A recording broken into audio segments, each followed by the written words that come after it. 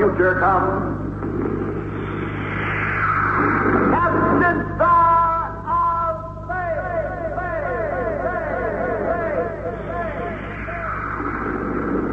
Roam the star worlds with Captain Star, ace adventurer of space.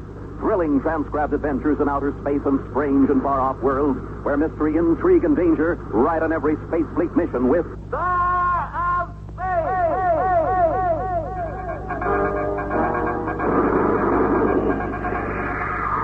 Nova City Space Station calling Captain Star. Nova City Space Station calling Captain Star. Report for special space mission. Ranger Star reporting, Commodore Bradford. You're blasting from Mars Rock immediately. The Earth people in Polar City are fear-stricken, and they're threatening to leave. Over 15 of their leading citizens have disappeared in the last few weeks without any explanation. What's my assignment, sir? Investigate the mysterious disappearance. Find out who or what is behind them. Stop them.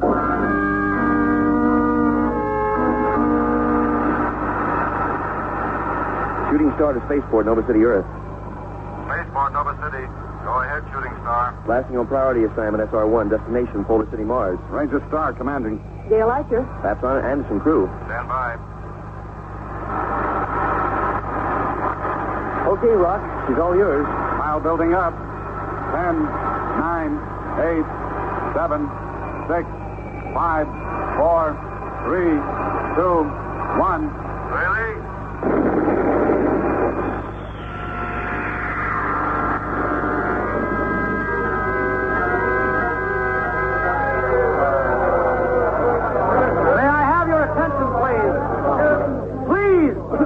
I've just received word from Nova City, Earth, that Ranger Star of the Space Rangers will arrive here tomorrow to help us. What are we doing in the meantime? Captain Stedman, wait for someone to kill us? The local authorities, please, the local authorities are doing all they can. And I'm for selling out and leaving this part of Mars. If you all calm down for one moment, please. Please, let's at least give this Ranger our support. If you can't find out anything, then I'll be the first to lead you out of Polar City. Captain Stedman! Captain Stedman! Tommy, what is it? My uncle! Uncle Bob! What's happened? Uncle Bob is gone!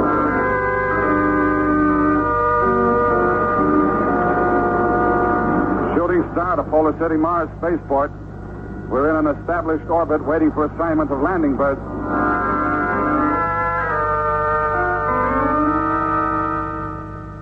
Robert Jane's disappearance brought the total of missing persons up to 16 among the Earth colony. And they've all disappeared without any logical explanation. I see. But how can people disappear in thin air, Captain Stedman? I wish I could answer that, Flash. I understand that Tommy was with his uncle when he disappeared. According to Tommy, yes.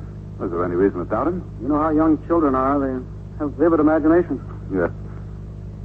Tommy was very broken up over his uncle's disappearance, wasn't he? I can understand why. Tommy's parents were killed by the Martians when the Earth people settled here. His uncle adopted him. Have you seen Tommy yet? No. Gail Archer, medical supervisor, member of our crew, is with him right now. We thought she could break the tension better.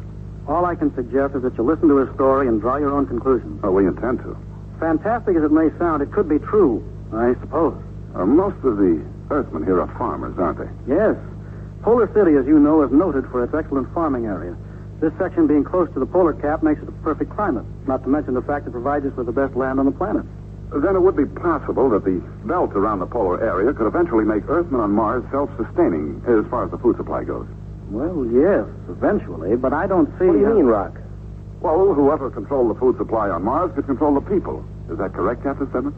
We never thought of it, but yes, I guess you're right. Then someone or something is trying to scare the Earth people away from Polar City so they can take over the land. That's ridiculous. Oh, a hungry man will do anything for food, for his body, soul, or mind, Captain Stedman. Even kill. That is more medicine, isn't it, Miss Archer? No, this is something you'll really like, Tommy. Here. Go ahead. I promise you'll like it. What is it? Well, a special drink that all boys and girls like on Earth. It's a vitamin malt. Go ahead. It is good. Thanks a lot. I'm glad you like it.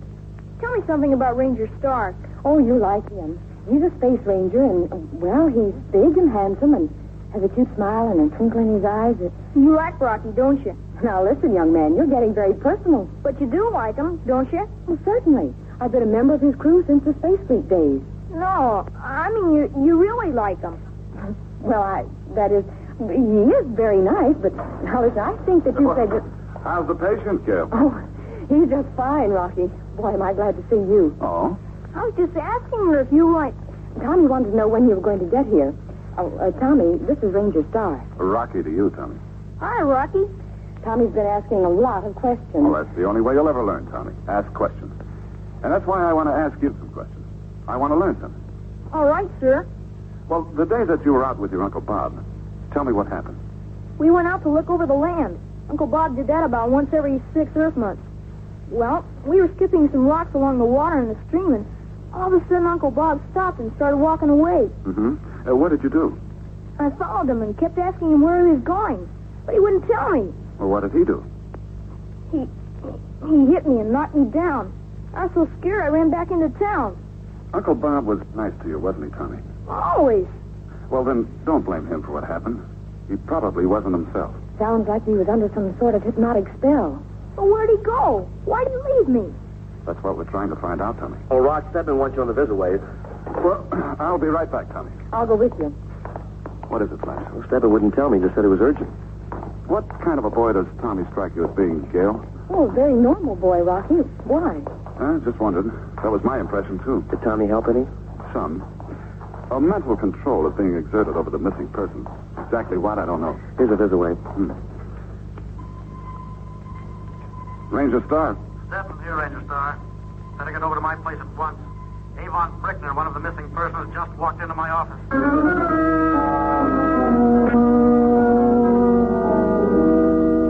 No, he walked in as if he'd never been missing. I asked him where he'd been. He just laughed. Did he say anything else? Claimed he's been up in the hills looking over his land and that there was no need for alarm. He got up to leave and then just passed out on the floor.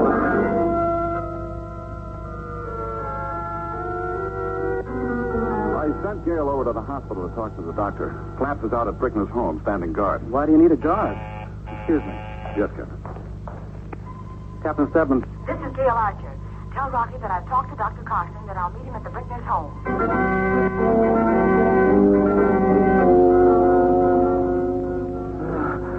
And just to look at him, Rocky, I'd say that he'd battled something both mentally and physically. And the hollows in his face are deep, but that could be from lack of food. And the doctor checked him over but couldn't find anything physically wrong. A case of shock is all he could call it.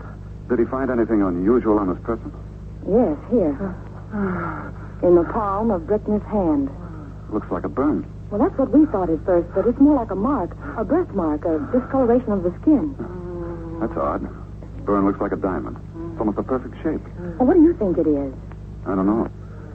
Did you check with his wife to see if it could have been a birthmark? Mrs. Brickner was sent to bed by Dr. Carson. She was in a very nervous state. Well, nothing we can do here. Come on. Find anything? Maybe. I'm staying here with you, Flaps, to stand guard. Gail will go back to Tommy's place. Do you expect something to happen here, Rocky? Avon Brickner's return seems more than just a coincidence. He disappeared once. It could happen again.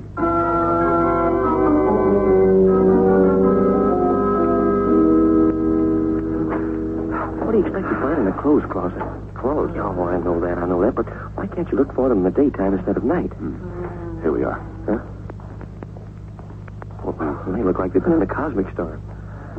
Brickner was wearing them when he walked into Stedman's office today. Oh. What? His jacket and trousers are stiff. Seems like they've been in some sort of liquid. Water?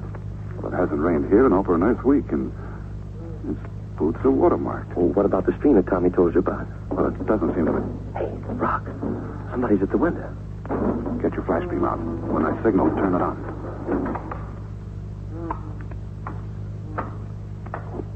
What is it? Quiet, Flash. Hey, look. It's walking over to Brickner's bed. It looks like it's going to... Turn on your flash beam, quick! Yeah, Don't blast, Flash. Oh, but he's getting away. We don't want to kill intelligent life unless we have to. But what was it? Well, it looked like a small-sized version of a Martian. We won't say anything about this, Flash. I'd just soon forget about it. Just hope we don't meet up with another one. We'll probably meet up with quite a few of them before this assignment is over.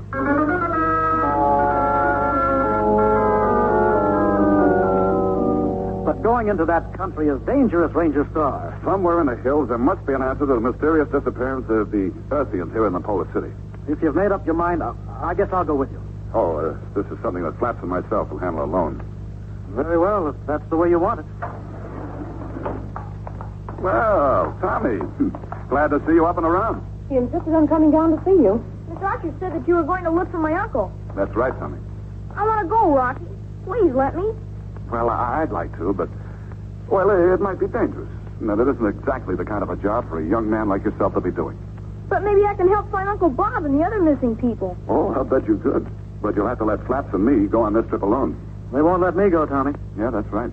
If I were a space ranger, I'd let me go along. I'll tell you what, Tommy. When you do grow up, I'll help you become a space ranger. You mean it, Rock? Honest? Honest. But to be a good space ranger, you have to make good marks in school and pass all your tests. Then we'd better run along, young man, and study.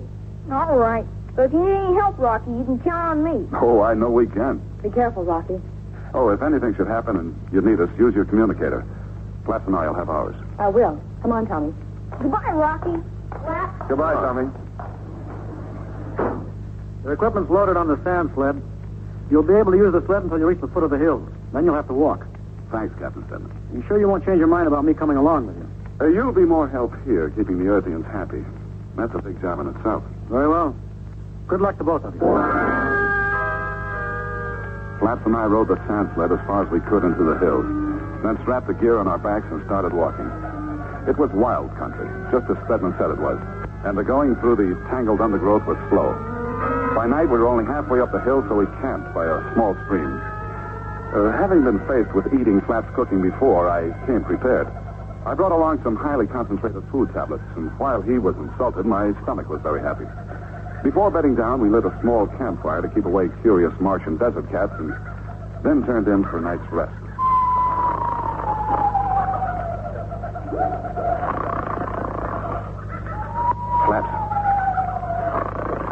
Flaps, wake up. Flaps! What's going on? We have a visitor. Over in the bushes. Huh? Get your blaster. Go around one side, I'll go around the other. Now be careful. Come on out of our blast. I'll count up to 3, then start blasting. 1, 2. Don't blast, Rocky. It's me. Hold it, Flaps. Hold it. I know I broke my promise, Rocky, but I just had to come along. But how did you get here? I hid in the back of your sand sled. Oh, why didn't we see you? When you stopped, I climbed out and then followed along behind. Jumping Jupiter. Tommy. Hello, Ranger Flap. Hi, kid. Do I have to go back, Rocky? Well, you can't go back tonight. Oh. We'll contact Gale on the communicator the first thing in the morning, and then we'll see if you can stay or not. And right now, say your prayers and get some sleep.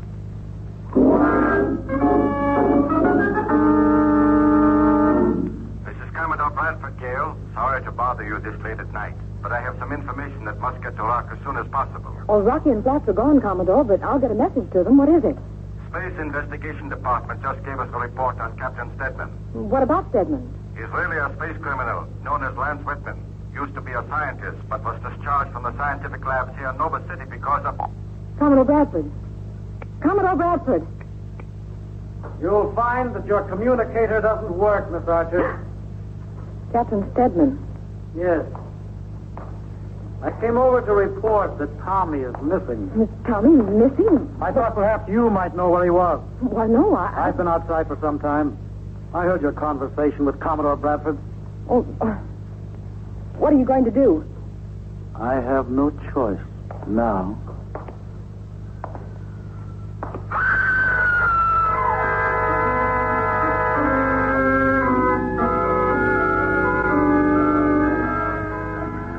Well, how do you feel after a good breakfast, Tommy? Fine, Rocky. Yeah. Nothing like a good breakfast to give you a good start in the day. You remember that. I will. I don't understand it, Rock. Understand what, Flash? Well, my communicator doesn't work. Tried everything. Well, then use mine. I did. It doesn't work either. Well, they were both checked before we left Stedman's. Yeah, well, whoever checked them to be sure they wouldn't work. Flaps took one of the communicators apart and found a microtube missing. Now we were out of communication with Gale and had no way of knowing what was going on in Polar City. Get the gear together, Flaps. We're going back to Polar City now. Right. Rocky! Rocky, help! Ah! I spun around fast in the direction of Tommy's frantic voice and started running to help him. Down by the edge of the stream, I saw one of the funny Martian men Platts and I had seen before. He had Tommy in his arms. I grabbed him and spun him around. He might have been small, but he was fast and strong. I was on the ground now with the Martian on top of me. His hands were around my throat, and I was struggling to break his grip. Hey, what in the universe happened? He grabbed Tommy and was running away. Well, that's the same kind of creature we saw at Bridger's house. Yeah, I told you. We'd be seeing a lot more. Well, where's Tommy? He was just here a few seconds ago. He's not here now. Tommy! Tommy! There he is, Rock. Look, he's walking down the middle of the stream. Tommy! Just a minute! Great day in the universe. Look at him. He's way out of this world. Don't touch him, Pat. Well, shouldn't we do something? Tommy's all right, I'm sure, but in some sort of a trance. Oh, what's he holding in his hand? Looks like a necklace or a charm. Hey, I remember now. That native had something around his neck. I was on the ground, and suddenly I felt weak, and that's it, Fletch. The necklace had a purple ornament on it. That's the piece that hypnotizes victims, and through it, a mental power controls them. Well, what do we do about Tommy? Follow him.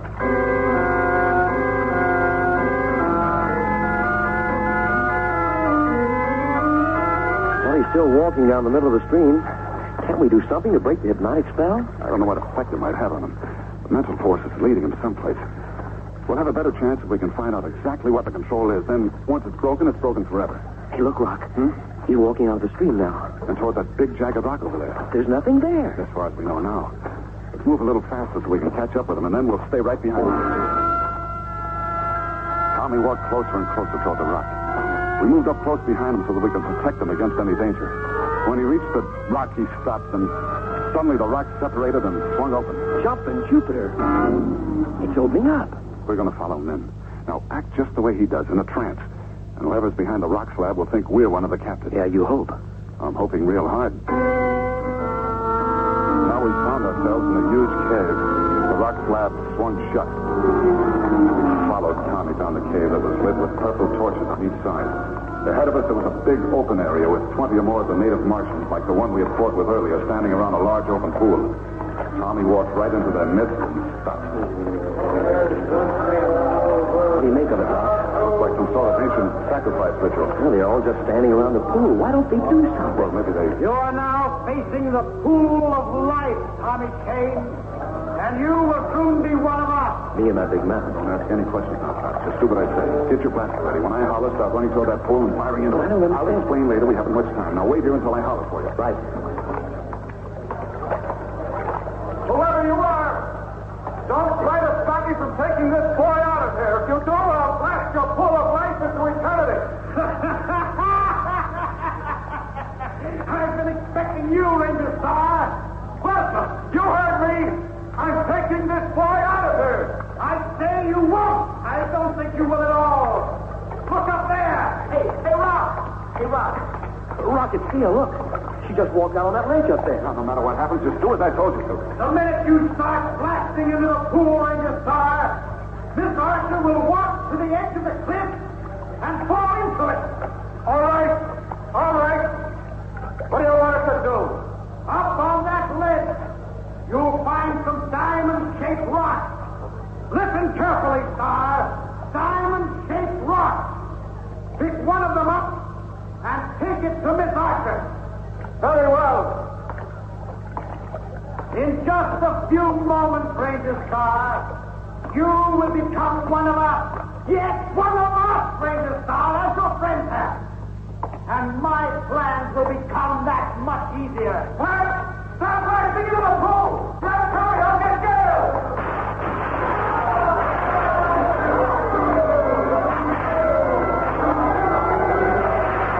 Let's go, Flash, before the place takes hands off.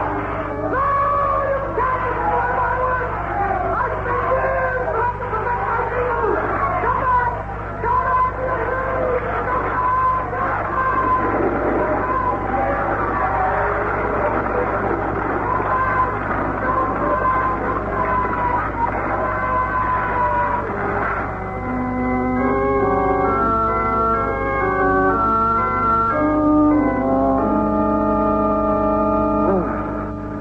Tommy and myself are deeply indebted to you, Ranger Star. We sure are, Rocky. Thanks an awful lot for saving my Uncle Bob. Remember what I told you, Tommy. Study real hard, and when you grow up, I'll see to it that you're a space ranger. That'll be repayment enough for me. A shooting star ready to blast, Rock. Okay, we're coming. Come on, Gail. Goodbye, Thomas.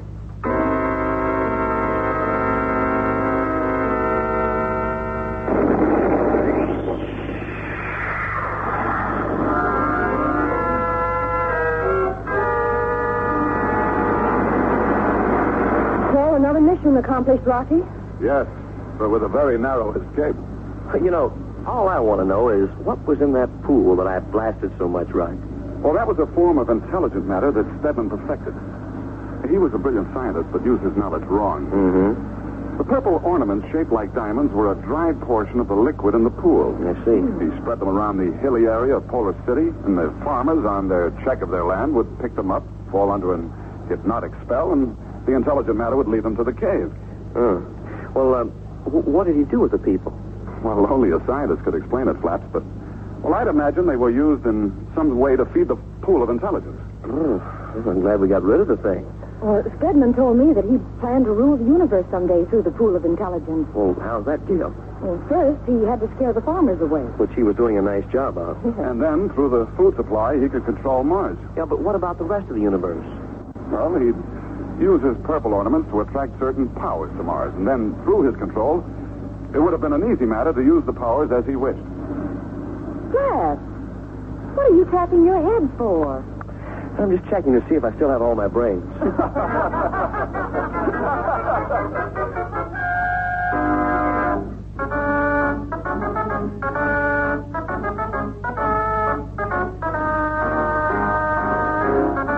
Captain Star of the Space Fleet is based on characters created by Tom Hubbard and written for radio by Tom Hubbard and Fred Eggers.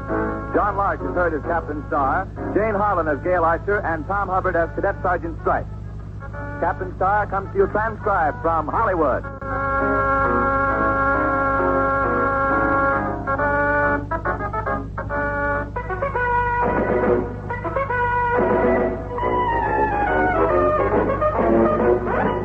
That's all for today, boys and girls. Be sure and join us next week for some more Saturday morning adventures.